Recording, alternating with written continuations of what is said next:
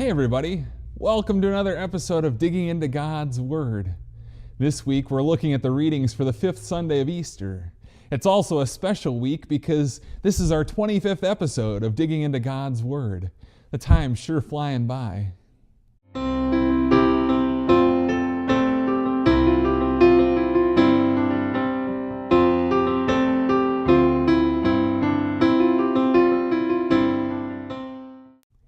This week, we hear the account of Stephen, the first martyr of the Christian church. Then we're going to hear more from Peter in the letter that we've been reading from during this Easter season. Finally, in our gospel reading, we're going to hear Jesus make a pretty exclusive claim about Christianity.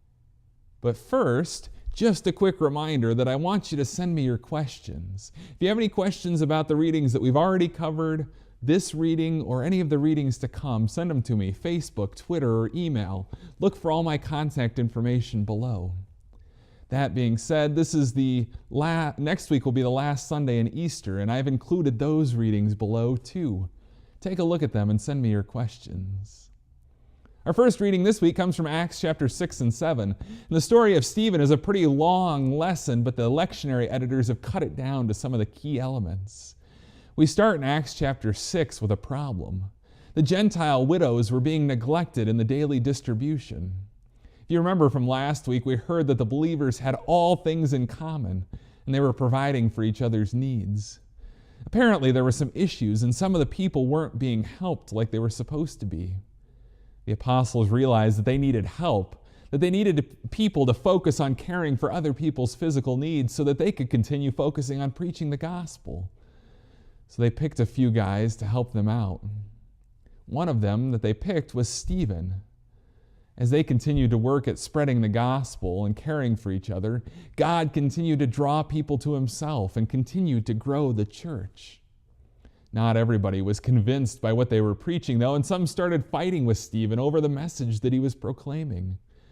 They finally confront him, and what we hear in our gospel, or in this reading this week, is Stephen's response. He accuses them and their fathers of persecuting the prophets and killing Jesus. He also accuses them of not actually keeping the law that they regard so highly. Needless to say, this didn't really sit well with the religious leaders or the other people who heard him, so they decided to stone him. We hear that Stephen has a vision and looks up into heaven and sees Jesus sitting at the right hand of the Father. This pushes them over the edge, and so they take Stephen out of the city and stone him to death. It's interesting because Stephen doesn't call out curse words or words of hate toward them, but he uses words similar to Jesus on the cross. His last words are, "Lord, don't hold this sin against them." Our epistle reading is from 1 Peter chapter 2, and we get part of chapter 2 that we didn't get in our reading last week. Peter starts off by comparing his hearers to newborn infants.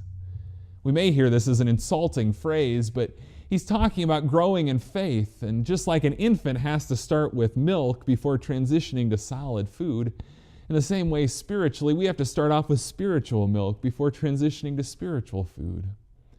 Then Peter talks about how Jesus is a stone. We know that stones can be good when we use them for building, but bad if we trip over them while we're hiking on a trail in the dark. Jesus is both kinds of stones. He's the cornerstone, and Peter says that we're living stones that are built together in a spiritual house. But Jesus is also a stumbling stone. When people are hiking on the trail of life in the darkness of their sin, then Jesus is a stone that they're going to trip over. Peter says that believers have been called out of this darkness into God's marvelous light. And because of that, we're a royal priesthood, God's chosen people, because He's shown us mercy. Finally, our gospel reading is from John chapter 14. It's a story that comes from the middle of Holy Week, which we celebrated a few weeks ago. The disciples are at dinner on Thursday night, and Jesus has just finished washing their feet and predicting Peter's betrayal. And now He's preaching and teaching a little bit more before He's arrested. He assures them that they don't need to be troubled. He's going to prepare a place for them with the Father, and He says that because He's going, that means that He's going to come back and take them to be with Him. Then He says something interesting. He tells them that they know the way to where He's going. Thomas responds and says they don't even know where He's going, so how could they know the way? Jesus responds and he tells them, and we hear a claim from Jesus about the exclusivity of Christianity. He says that he is the way and the truth and the life, and that no one comes to the Father except through him. There's no salvation apart from Jesus. Jesus also points out something else that's interesting. He says that if you have seen him, then you've seen the Father, and you know the Father. Even with this statement, the disciples still don't really understand what he's talking about. Philip asked Jesus to show them the Father. Jesus answers that the Father is in him and he is in the Father. Here we hear Jesus speaking about the mystery of the Trinity. So there you have it, Stephen being stoned to death, us being built up as spiritual stones, and Jesus being the cornerstone, the way, the truth, and the life. Don't forget to send me your questions. The information for that is below. God's blessings to you as you study his word this week.